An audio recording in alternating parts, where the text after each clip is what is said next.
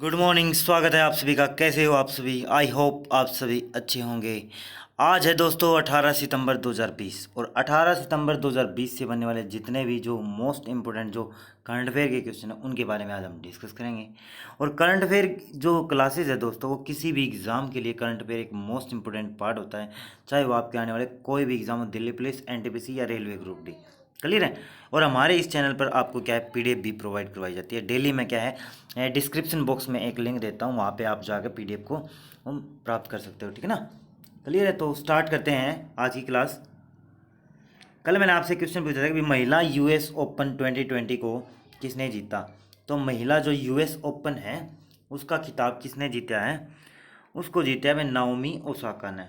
Naomi Osaka ने जीता है वी अजारेंका को हराकर। ठीक है। नाओमी ओसाका जो कि जापान की खिलाड़ी है, उन्होंने क्या है यूएस ओपन जो महिलाओं का 2020 का वो जीत लिया है वी अजारेंका को हराकर। और पुरुषों का किसने जीता है? वो जीता है डोमिनिक थियम। डोमिनिक थियम ने जीता है। भैया ऑस्ट्रेलिया के खिलाड़ी हैं। क्लियर है। तो महिलाओं का तो क्या है नाओमी ओसाका और पुरुषों का डोमिनिक थियम ने। क्लियर है। उसके बाद बात करते हैं क्वेश्चन हमारा आज का पहला। हाल ही में G20 पर्यावरण मंत्रियों की बैठक की अध्यक्षता किस देश ने की है? तो भाई जो G20 पर्यावरण समिट होया है, मंत्रियों की जो बैठक हुई है, तो उसकी जो अध्यक्षता किसने की है? वो की है सऊदी अरब ने। ठीक है भाई। देखो जो ये जितनी भी जो मीटिंग होती हैं वो G20 की अगर बात करें, G20 की इस साल जितनी भी मीटिंग हुई हैं, चाहे वो जो कैबिनेट मिनिस्टर की हो, चाहे मतलब किसी भी मिनिस्ट्री लेवल की जो मीटिंग हुई है G20 की, उनकी अध्यक्षता क्या है सऊदी अरब ने की है भाई इस साल। क्लियर है ना। G20 जो पर्यावरण, अब देखो ये पर्यावरण के ऊपर हुआ है। ठीक है ना। क्योंकि जो एनवायरनमेंट क्राइसिस बढ़ते जा रहे हैं, क्लियर है, उनके कारण क्या है मतलब ये पर्यावरण के चिंतन जताते हुए ये जो मीटिंग होती है भाई कैसे हमने इस चीज़ को दूर करना, तो सऊदी अरब में अध्यक्षता की है G20 जो पर्यावरण मंत्रियों की बैठक हुई है। क्लियर है। अब बात करें यहाँ सऊदी अरब की, तो सऊदी अरब के बारे में बात करें तो सऊदी अरब जब भी आता है तो आपको एक फ्लुएंटली तरीके से बोलना है रियाल रियाद रियाल रियाद रियाल मजलिस अल सूरा। रियाद रियाल मजलिस अल सूरा, ये एक लाइन बना लो। यानी कि रियाद तो क्या है, कैपिटल है सऊदी अरब की, और रियाल क्या है, यहाँ की मुद्रा है, और मजलिस अल सूरा यहाँ की संसद का नाम है। और यहाँ के जो राजा हैं यानी कि प्रिंस हैं, ठीक है, वो कौन है? सलमान बिन अब्दुल अजीज अल सऊद। ठीक है जी। ये करंट टाइम में क्या है, यहाँ के क्राउन प्रिंस हैं, राजा हैं। क्लियर है, सऊदी अरब के। उसके बाद बात करेंगे हाल ही में लोकसभा सांसदों के कितने प्रतिशत वेतन कटौती के बिल को मंजूरी मिली है? तो भाई जो लोकसभा जो मिनिस्टर हैं, जो सांसद हैं, उनके जो वेतन कटौती, देखो सबसे पहले बात करते हैं जो ये महामारी फैली हुई है कोविड-19, इसके चलते क्या है, जब ये स्टार्टिंग स्टेज में थी कोविड-19, मार्च के अराउंड जब भारत में लॉकडाउन लगाया गया था, तो उस टाइम पे क्या हुआ, एक जो पीएम केयर फंड के नाम से बहुत सारी जो वो चले, ठीक है ना, मुहिम चली गई। सरकार को क्या है, पैसे की ज़रूरत थी दवाइयाँ खरीदने के लिए, तरह तरह के जो इक्विपमेंट जो मेडिकल लाइन में यूज़ होने हैं वो खरीदने के लिए। क्लियर है। तो क्या है, पीएम केयर फंड बनाया गया। उसी प्रकार क्या है, एक बात बोल दी है कि भाई जितने भी जो मिनिस्टर हैं उनके 30% वेतन काटा जाएगा एक फाइनेंशियल ईयर के अंदर। क्लियर है। ठीक है ना। यानी कि 2020 से 21 का जो फाइनेंशियल ईयर है उसमें वेतन काटा जाएगा। और जो वो वेतन काटा जाना था उसके लिए बिल तो पेश होना ही था। ठीक है ना। बिल पेश करना जरूरी होगा अगर उस चीज़ का। ठीक है ना। तो वो वेतन तो कटता जा रहा था, परंतु बिल क्या है अब पेश किया है, और वो बिल में क्या है 30% बोलेगा। भाई 30% क्या है, वेतन काटा जाएगा एक फाइनेंशियल ईयर का आपका। ठीक है ना, सैलरी में से। अब बात करें 2 लाख कुछ ये सैलरी है वैसे भी जो सांसद हैं लोकसभा के अंदर। क्लियर है। लोकसभा राज्यसभा दोनों के अंदर। तो 30% सैलरी अगर बात करें 2 लाख है मान लो, तो 2 लाख का 30% कितना हो गया? 2 लाख का 30% हो गया ये 60,000। ठीक है ना। तो 60,000 प्रति माह क्या है वेतन कटौती होगी बिहार मंत्री के जो वेतन से। क्लियर है। उसके बाद बात करें नेक्स्ट क्वेश्चन हमारा, हाल ही में विश्व रोगी सुरक्षा दिवस कब मनाया गया है? विश्व रोगी सुरक्षा दिवस कब मनाया गया है इसके बारे में बताना है। ये मनाया गया भाई 17 सितंबर को भाई, यानी कल यस्टरडे को हमने क्या मनाया है विश्व रोगी सुरक्षा दिवस, यानी कि जो patient, world patient protection day जो है, उनकी सुरक्षा कैसे की जाए, ठीक है ना। तरह तरह की, देखो तरह तरह की जितने भी प्रकार की जो बीमारियां, उनके खिलाफ कैसे लड़ना है, कैसे जो वो जो रोगी है उसको ट्रीट करना है, उसका ट्रीटमेंट करना है, ठीक है ना। जैसे कि कोरोना वायरस, ये क्या है, एक कॉन्टेजियस डिजीज है, ठीक है ना, लाइलाज बीमारी है, ठीक है ना, छूने से फैलती है और या आवाज़ आवाज़ से भी फैल जाती है, क्लियर है।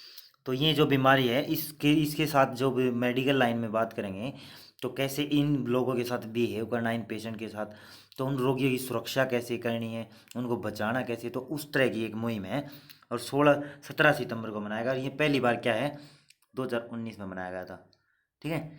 ये जो 17 सितंबर को विश्व रोगी सुरक्षा दिवस मनाया, ये पहली बार कब मनाया था, 2019 के अंदर। और कौन मनाता है इसको, WHO, ठीक है। अब बात करें इसकी, इस बार की थीम क्या थी। इस बार की थीम है भाई, विश्व रोगी सुरक्षा दिवस की, health worker safety A priority for patient safety, ठीक है। हेल्थ वर्कर सेफ्टी ए प्रायोरिटी, जो जितने भी जो वो हैं, जो हेल्थ वर्कर हैं या फिर पेशेंट हैं, उनको क्या है, मतलब उनकी जो सेफ्टी है उसकी प्रायोरिटी होनी चाहिए, क्लियर है ना। उनको सेफ्टी प्रोवाइड करवाना बहुत ज़रूरी है, क्लियर है भाई। अब कौन मनाता है इसको, WHO मनाता है। WHO आया तो WHO के बारे में बात करेंगे। वर्ल्ड हेल्थ ऑर्गेनाइजेशन, विश्व स्वास्थ्य संगठन, 7 अप्रैल 1948 को स्थापना हुई। अब 7 अप्रैल 1948 को स्थापना हुई है, तो 7 अप्रैल को मनाया जाता है विश्व स्वास्थ्य संगठन, ठीक है, विश्व स्वास्थ्य संगठन दिवस, क्लियर है। और हेडक्वार्टर है जिनेवा स्विट्जरलैंड के अंदर। और टेड्रोस अधनोम जी क्या है, इसके करंट टाइम में हेड है भाई WHO के। और WHO की जो फंडिंग रोक दी है अमेरिका ने भाई। सबसे ज़्यादा पूरे वर्ल्ड में फंडिंग कौन प्रोवाइड करवाता था WHO को, अमेरिका, ठीक है, जिन्होंने रोक लिए। कारण क्या बता रहे हैं कि भाई जो चाइना है, अपनी जो कोरोना वायरस से रिलेटेड बहुत सारी जो बातें हैं उन्होंने छुपाई हैं, ठीक है ना। जैसे कि वहाँ पे पेशेंट बहुत कम बताए गए हैं, जबकि बीमारी तो वहीं से स्टार्ट हुई है, पूरा वर्ल्ड इससे तय तक मतलब त्राहीमाम है, क्लियर भाई।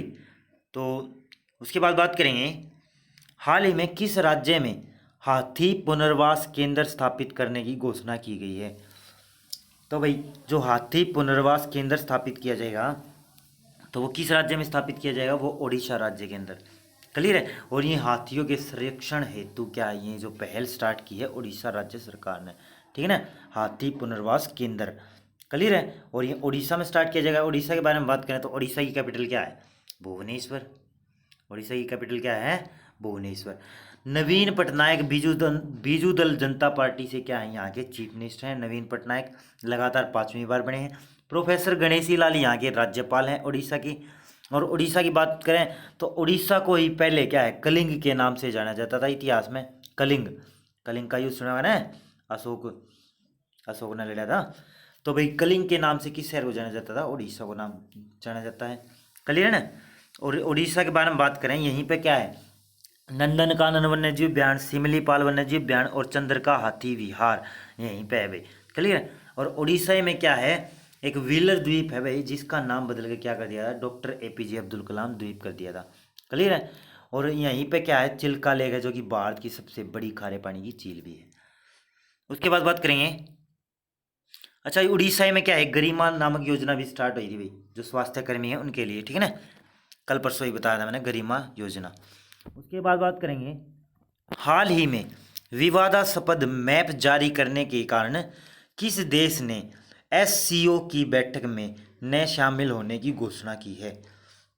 तो भाई जो कोई पाकिस्तान जो देश है, उन्होंने एक विवादास्पद मैप जारी किया है, जिसके तहत जो SCO में क्या है, कौन सा देश, अपना देश भारत क्या है, पार्टिसिपेट नहीं कर रहा। जो SCO की बैठक होनी थी तो उसमें क्या है, पार्टिसिपेट करने से मना कर दिया। कारण क्या है, एक भाई जो विवादास्पद मैप जारी किया है, उस विवादास्पद का मैप का मतलब क्या है, जैसे कि भाई ये मान लो जम्मू कश्मीर है भारतीय मैप का, तो ये POK है, ये इधर POK है। परंतु भारत जो पाकिस्तान है ना, वो पूरे कश्मीर को ही क्या है, अपने अपने अंदर अपने मैप में दिखा रहा है। यानी कि पाकिस्तान अपने मैप में पूरे कश्मीर को ही क्या है, अपना हिस्सा बता रहा है। ऐसा मैप उसने जारी करा है। देखो भाई अपना तो जैसे कि उन्होंने मतलब अपना जो मैप है, जो अपना जो एरिया, वो तो संभलता नहीं पाकिस्तानी लोगों से, ठीक है ना। और वो अपना और संभालने को चले हैं, तो भाई पहले अपना संभाल लो, ठीक है ना। क्लियर है। तो भारत सरकार ने क्या है, जो भारतीय जो मंत्री है उन्होंने क्या है एससीओ की बैठक में शामिल होने से मना कर दिया है, क्योंकि विवादास्पद जो मैप जारी किया है पाकिस्तान ने। क्लियर है। उसके बाद बात करें, इसमें जो भारत का प्रतिनिधित्व कौन कर रहे थे, वो कर रहे थे भाई भारत के राष्ट्रीय सुरक्षा सलाहकार, राष्ट्रीय सुरक्षा सलाहकार अजीत डोभाल जी क्या है इस बैठक में शामिल हो रहे थे, परंतु उन्होंने क्या है उसमें शामिल होने से मना कर दिया। कारण क्या बताया, विवादास्पद मैप। क्लियर है भाई। उसके बाद बात करें, क्वेश्चन हमारा, हाल ही में किसने फोर्थ वैश्विक आयुर्वेदिक सम्मेलन का उद्घाटन किया, यानी कि चौथे जो वैश्विक आयुर्वेदिक सम्मेलन है उसका उद्घाटन किसने किया है, वो किया है जो हमारे 13वें जो प्रेजेंट टाइम में राष्ट्रपति हैं एम वेंकैया नायडू। ये कौन सा नंबर के उपराष्ट्रपति हैं, 13वें। और इन्होंने ही क्या है आयुर्वेदा जो शिखर सम्मेलन उसका उद्घाटन किया है। क्लियर है। और जो उपराष्ट्रपति होता है, मैंने बताया था कि भी वो क्या होता है, राज्यसभा का सभापति या पदेन अध्यक्ष होता है। क्लियर है। राज्यसभा का जो अपर हाउस होता है ना, जो स्थायी सदन होता है हमारा राज्यसभा, उसका सभापति हेड कौन होता है, हमारे देश का उपराष्ट्रपति। तो फिलहाल में कौन है, एम वेंकैया नायडू जी, जो कि कौन से नंबर के राष्ट्रपति उपराष्ट्रपति हैं, 13वें। अच्छा, 14वें कौन है, 14वें राष्ट्रपति चले हैं फिलहाल में भाई, ठीक है ना, रामनाथ कोविंद जी। और 15वें प्राइम मिनिस्टर हैं भाई श्री नरेंद्र मोदी जी। क्लियर है। इनका कल जन्मदिन भी था भाई। उसके बाद बात करेंगे,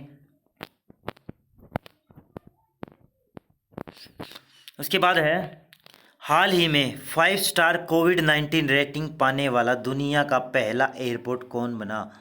तो भाई जो 5 स्टार जो कोविड-19 के टाइम पे जो रेटिंग पाने वाला दुनिया का पहला जो एयरपोर्ट बन गया है वो कौन सा बना है भाई, वो बना है फिमिसिनो एयरपोर्ट, सॉरी, ठीक है ना।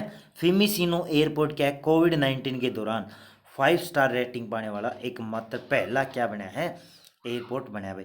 अब इसमें क्या है, दरअसल जब कोविड-19 था तो इसमें कोविड-19 के दौरान जो लॉकडाउन था पूरा वर्ल्ड, तो उसमें कितनी कुछ फैसिलिटी जो प्रोवाइड करवाई, किस हिसाब से कितनी यहाँ पे मतलब सफाई है, कितना प्रोटेक्शन है, उसके हिसाब से क्या है इसको रेटिंग जारी की है। तो 5 स्टार जो रेटिंग पाने वाला पहला जो क्या है एयरपोर्ट बना है फिमिसिनो एयरपोर्ट। क्लियर है। अभी फिमिसिनो एयरपोर्ट के बारे में बात करते हैं थोड़ा। यह इटली की कैपिटल रोम में स्थित है भाई। यह इटली की जो राजधानी है रोम, उसमें स्थित एयरपोर्ट है फिमिसिनो एयरपोर्ट। और इसको क्या है एक नाम से और जानते हैं, Leonardo da Vinci international airport. Clear है। Leonardo da Vinci international airport, दो नामों से जाना जाता है, और फिमिसिनो एयरपोर्ट भी इसी को बोलते हैं। क्लियर है। ठीक है ना। सबसे व्यस्तम हवाई अड्डा है इटली का, इटली की कैपिटल रोम के अंदर है भाई। क्लियर है। इटली की कैपिटल क्या है, रोम। ठीक है। और इटली क्या है कि यूरोपियन देश है, यूरो यहाँ की करेंसी है भाई। क्लियर है। चलते हैं आगे। उसके बाद बात करेंगे, हाल ही में टाइटन पे ने किस बैंक के साथ मिलकर पहली संपर्क रहित पेमेंट घड़ी को लॉन्च करने के लिए साझेदारी की है।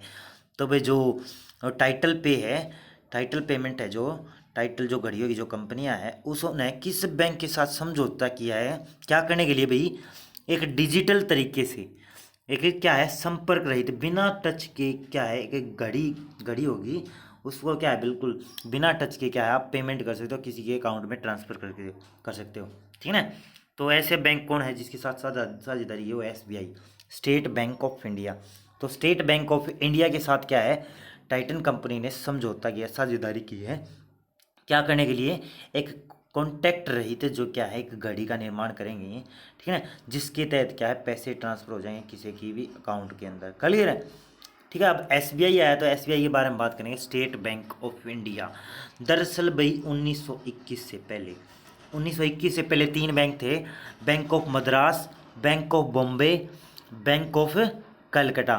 तो ये 3 बैंक थे भाई। इन तीनों बैंकों को मिलाकर 1921 के अंदर इंपीरियल बैंक कर दिया गया, नाम रख दिया गया तीनों बैंकों को मिलाकर। और इंपीरियल बैंक की ही क्या है किसानों लेवल, गांव लेवल तक पहुंच बढ़ाने के लिए, ठीक है ना, 1955 के अंदर क्या कर दिया, इसका नाम एसबीआई रख दिया भाई। 1 जुलाई 1955 को इंपीरियल बैंक का ही नाम बदल के क्या कर दिया, SBI, state bank of India, किसानों और ग्रामीण इलाकों तक पहुंच बढ़ाने के लिए। क्लियर है। हेडक्वार्टर है भाई मुंबई के अंदर। रजनीश कुमार करंट टाइम में क्या है हेड हैं भाई, किसके भाई, चेयरमैन है एसबीआई बैंक के। और एसबीआई बैंक भारत का सबसे बड़ा सहकारी बैंक है, सरकारी बैंक है, पब्लिक सेक्टर का बैंक है, ठीक है ना। सबसे ज़्यादा विदेशों में क्या है, ब्रांचेस भी हैं एसबीआई बैंक, क्लियर है। उसके बाद बात करेंगे, हाल ही में online poker platform nine stack ने किसे अपना ब्रांड एम्बेसडर नियुक्त किया, ठीक है ना। ब्रांड मिस्टर लिखेगा यहाँ पे, बाई मिस्टेक ठीक कर लेना, ब्रांड एम्बेसडर, ठीक है ना। तो किसे अपना ब्रांड एम्बेसडर बनाया है, नाइन स्टैक, जो क्या है कि ऑनलाइन पोकर प्लेटफॉर्म है, यानी गेमिंग जो क्या है कि ऐप है, क्लियर है। तो उसने क्या है अपना ब्रांड एम्बेसडर बना दिया। तो किसे बनाया है, वो बनाया भाई सुरेश रैना को भाई, क्लियर है। सुरेश रैना को अपना ब्रांड एम्बेसडर बनाया है नाइन स्टैक ने भाई, क्लियर है। नाइन स्टैक क्या है, एक ऑनलाइन जैसे कि ड्रीम इलेवन है, और कल मैंने बताया था पेटीएम फर्स्ट गेम है, तो उस टाइप से जो ये ऑनलाइन गेमिंग की जो एक कंपनी है, तो वो नाइन स्टैक, तो उसका जो ब्रांड एम्बेसडर है प्रमोट करने के लिए उस कंपनी को कौन बना दिया भाई, सुरेश रैना। दरअसल भाई ये जो ब्रांड एम्बेसडर है वो उसके ब्रांड की क्या है, प्रमोशन करते हैं। प्रमोशन के बदले में उनको क्या है, मतलब जितनी प्रमोशन होती है, जितनी ज़्यादा मतलब उनकी तरक्की होती है उस कंपनी की, तो उसके हिसाब से उनके शेयर होते हैं, ठीक है ना, क्लियर। उसके बाद बात करें अब भाई, पेटीएम फर्स्ट गेम्स का जो ब्रांड एम्बेसडर कल मैंने बताया था कौन बनाया गया था, सचिन तेंदुलकर जी को, क्लियर है। उससे पहले बताया था प्लेयर्स स्पोर्ट, प्लेयर्स स्पोर्ट जो है कंपनी है, उसका जो ब्रांड एम्बेसडर किसे बनाया गया था, वो बनाया गया था स्मृति मंदाना और भुवनेश्वर कुमार जी को, क्लियर है। उसके बाद WTF स्पोर्ट्स, इसका ब्रांड एम्बेसडर किसे बनाया गया था, सुरेश रैना और हरसिमरत कौर जी को, क्लियर है। सुरेश रैना और हरसिमरत कौर ये महिलाओं की, ये हरसिमरत कौर जो क्या है महिलाओं की काफ़ी जो T20 जो कैप्टन है फिलहाल में भारत की, क्लियर। सुरेश रैना जो है, सुरेश रैना और MS धोनी ने क्या है हाल ही में क्या है संन्यास भी लिया है सभी फॉर्मेट से, क्लियर है, अंतर्राष्ट्रीय करियर से, क्योंकि ये क्रिकेटर है भाई। उसके बाद बात करेंगे क्वेश्चन हमारा, किस केंद्रीय मंत्री ने, मोस्ट इंपोर्टेंट क्वेश्चन है भाई, किस केंद्रीय मंत्री ने 2020 किसान विधेयक, जो भी किसानों के जो प्रति विधेयक आया है, जो कानून आए हैं उसके विरोध में अपने पद से इस्तीफा दे दिया। तो ऐसे कौन से कैबिनेट मिनिस्टर हैं जिन्होंने इस्तीफा दिया है, तो वो है हरसिमरत कौर बादल जी। अकाली दल से ये बिलोंग करती हैं और एनडीए से ये जुड़ के क्या है मिनिस्टर बनी भाई, अकाली दल से ये बिलोंग करती हैं। और इन्होंने क्या है अब अपने कैबिनेट जो मिनिस्ट्री के पद से इस्तीफा दे दिया है हरसिमरत कौर बादल जी ने, क्लियर है। कारण क्या है भाई, जो किसानों के जो प्रति जो विधेयक आए हैं, जो दो दो कानून आए हैं उनके खिलाफ, ठीक है ना, उनके विरोध में कि भाई आपने गलत कानून पास कर दिए, ठीक है ना, ये ऐसा नहीं होना चाहिए, क्योंकि किसान क्या है रोडों पर आ गए हैं बिल्कुल, ठीक है ना।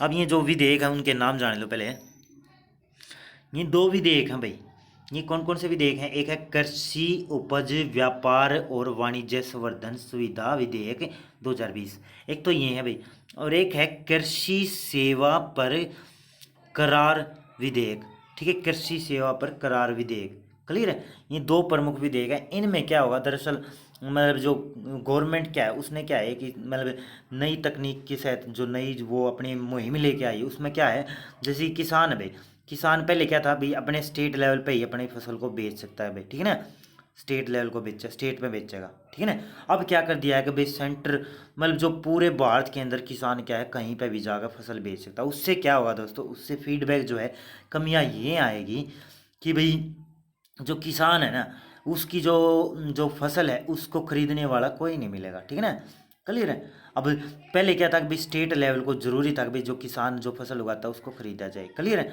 और एक कानून में ये है कि भाई जो फसल जो स्टोरेज रख सकता था घर में, एक सीमित जो क्राइटेरिया रखा गया था, ठीक है ना, एक भाई जो किसान है कोई भी किसान है उसको अपने घर में इतनी ही फसल रखने का अधिकार था। परंतु अब क्या कर दिया है कि भाई वो मन चाहे जितनी भी फसल को रख सकता है। उससे क्या होगा, अभी जो किसानों की फसल को खरीदने से कुल मिलाकर ये मना कर रहे हैं एक तरह की, ठीक है ना। तो इसके खिलाफ क्या है हरियाणा में भी और तरह जगह जगह क्या है, मतलब क्या है आंदोलन चल रहे हैं, क्लियर है, जो कि एक गलत विधेयक है, क्लियर है भाई। क्योंकि किसानों को मतलब एक तरह से प्राइवेटाइजेशन चल रहा है भाई, सभी तरह का प्राइवेटाइजेशन चल रहा है, तो उसमें किसान भी प्राइवेटाइजेशन कर दिए भाई इस हिसाब से, तो क्लियर है ना, क्योंकि उनकी जो बात सुनने वाला, उनके जो फसल को खरीदने वाला कोई बचा ही नहीं, क्लियर है। ठीक है भाई, उसके बाद बात करेंगे, तो ये थे विधेयक, ये इनके बारे में आपने समझना है। उसके बाद बात करते हैं क्वेश्चन फॉर यू। आज का आपके लिए क्वेश्चन है भाई, विश्व बैंक की स्थापना कब हुई? तो वर्ल्ड बैंक की स्थापना जो फॉर्मेशन है वो कब हुई, उसका आपने जवाब देना है कमेंट सेक्शन के अंदर। और वीडियो अगर आप पूरा देखते हो तो कमेंट जरूर किया करो भाई, ठीक है ना। क्लियर है? तो ये थी दोस्तों आज की वीडियो। तो कैसी लगी आपको वीडियो? अगर आपको वीडियो अच्छी लगी है तो लाइक करें, अपने दोस्तों के साथ शेयर करें। और दोस्तों शेयर किया करो, क्योंकि मुझसे क्या है, मुझे जो है एक तरह का वो मिलता है, हौसला अफजाई होता है, ठीक है ना। उसके तहत क्या होगा, फिर मैं आपके लिए अच्छे अच्छे कंटेंट लेके आऊँगा। क्लियर है ना? तो मेरे जो एनकरेजमेंट के लिए क्या है, आप शेयर किया करो। और अगर आप चैनल पर नए आए हो तो चैनल को सब्सक्राइब कर लो। तो thanks to watch, thank you.